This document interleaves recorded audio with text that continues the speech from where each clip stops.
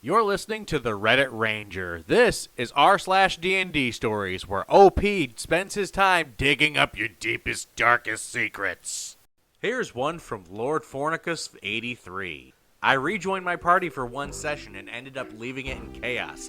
In the best possible way. I had to leave my group 6 months or more ago because I got a new job and had to choose between running a game for my son and playing in one. I chose enjoying my time with my son, wise choice, and the friends he made out of a group of randos I had gathered. I still hang in the Discord channel with my old party, who I also met online just for that game. They are good friends to me now, and I enjoy hearing about the antics they get into. My old DM asked me if I wanted to come back for his session, since we were approaching the 1-year anniversary of me joining this unlikely group of friends. At first I declined because I was running a session for my son and his friends. But circumstances changed and I had to cancel that session. So was born Victor Saul, the Asimar College of Whispers bard who enjoyed collecting secrets. He had me join at the beginning to their surprise. I hammed it up and helped with every ounce of magic I could since resting wasn't important. I was only there for one session, no need to hold back. Eventually, we found out a necromancer was poisoning the forest we were in, and we went into his lair. The druid and Victor had become friends, and when he got mad at the necromancer for hurting the forest, so did Victor. The druid cast Wall of Fire without warning and pulled out a wand. My DM let me pick any items I wanted as long as they weren't very rare or OP. I picked Wand of Fireballs, and I unloaded every charge into this dude. The druid ripped his body apart as a giant scorpion while I stole the necromancer's shadow and searched what was left of the books for any lost knowledge. Eventually, we found a metal jar containing an animated gauntlet. The gauntlet wrote in my notebook and explained it was the bound soul of a king in armor. One of the party doubted his honesty, so I cast Zone of Truth. He was honest. But this led to the party that failed their saves to question each other's secrets. Victor was in heaven. Secrets left and right as he wrote it all down. Eventually, the warlock, the only female member of the party and player, revealed she had a thing for one of the party members. Victor looked at her and asked her who among the party was the one she most didn't want to know this knowledge. She said, "No one?" Victor smiled. He played his instrument of the bards. She failed her save. Victor modified her memory. She only remembers them talking about her favorite food for the entirety of the questioning. Victor declared his thanks for a good time, for the entertainment. He then cast Dimension Door, and I thanked everyone for a good session as I left the game. My DM was both horrified and cackling laughing, as were the party. I've never felt more welcomed in my life, outside of my wife and kids. Thank you guys. I love you all. Lord Fornicus, a.k.a. Victor Soul, a.k.a. Obsidian Mirror.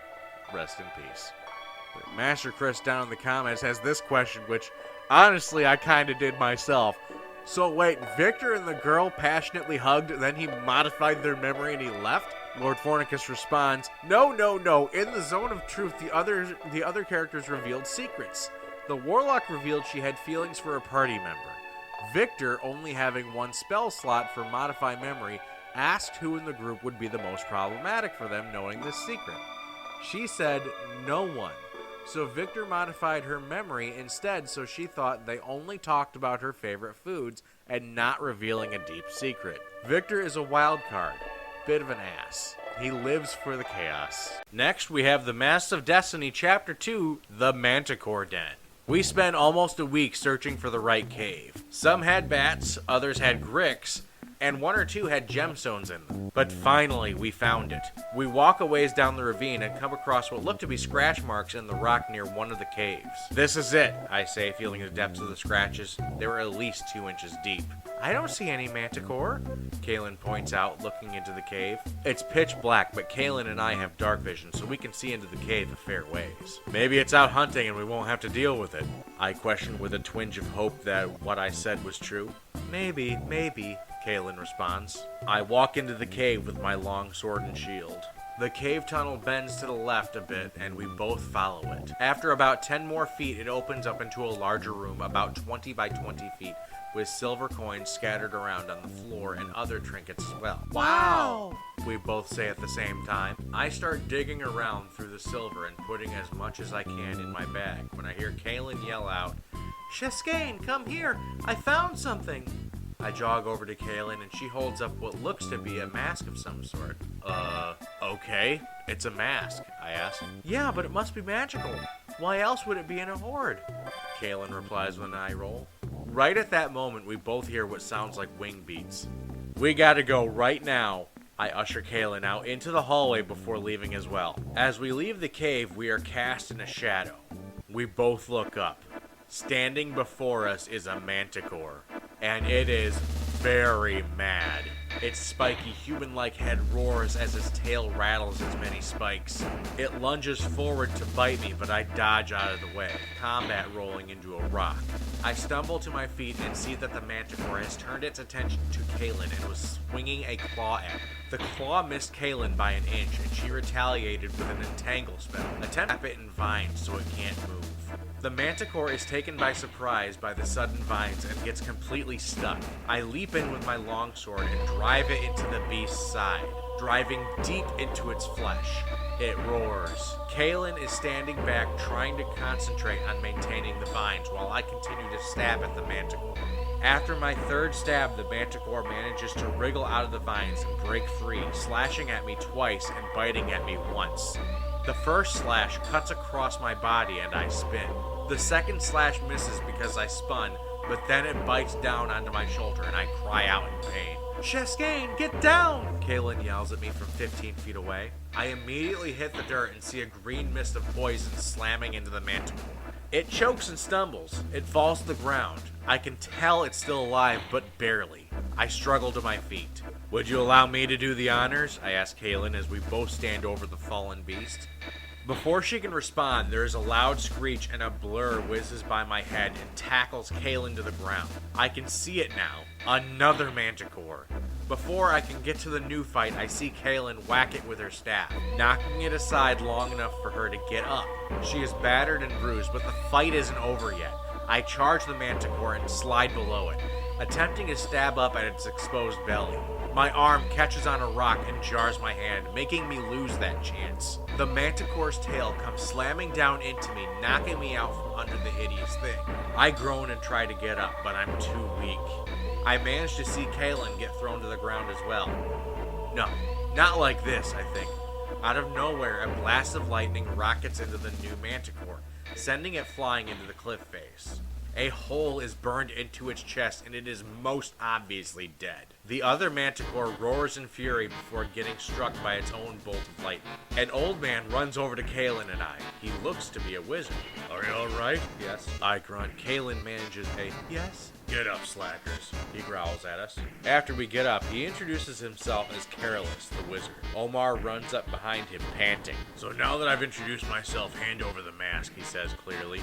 "Why the mask?" Kaylin asks. I get to my feet while Careless says, "It's none of your business, so do not ask." "Well, we got the mask fair and square, so unless you tell us about it, we won't hand it over," I tell him.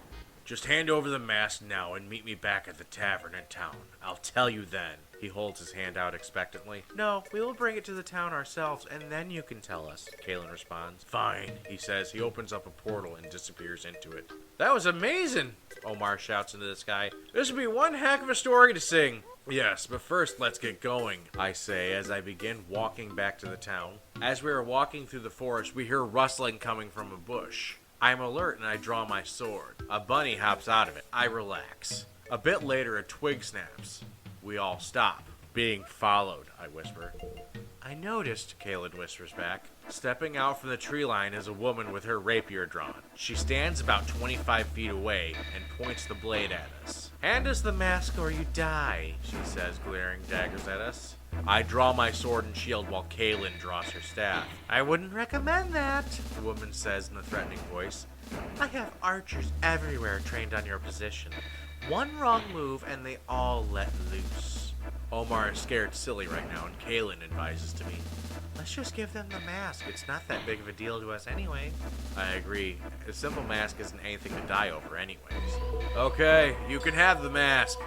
I call out, pulling the mask out of my pocket and laying it on the ground. We all step back. The woman signals her hand and a man rushes out from the bushes and grabs the mask before running back in. "Thank you for your cooperation," she says with a malicious grin. She stalks back into the forest and we hear the footsteps of many people moving away from us. We stand there for a bit, processing what just happened. "Was that the best choice?" I ask. "It was our only one," Kaylin points out. I nod. She was right. It was hand over the mask or be killed. We don't even know what it does, if it does anything at all. We continue to head back to town. When we get back to town, we head to the tavern to meet with Carolus. As we walk in, we see the old wizard and he looks up. "Ah, you made it. Sit. He pats his hand on a chair next to him. As we all sit down, Omar says, "I'll be in my room if you need me. I'm tired." And with that, he walks away. "So the mask?" Carolus asks. Kaylin and I look at each other sheepishly. "Well, we kinda, lost it in a way," Kaylin explains. "You what?" That was r/D&D stories, and if you don't want me digging up your deepest, darkest secrets, make sure to like and subscribe and hit that bell for notifications.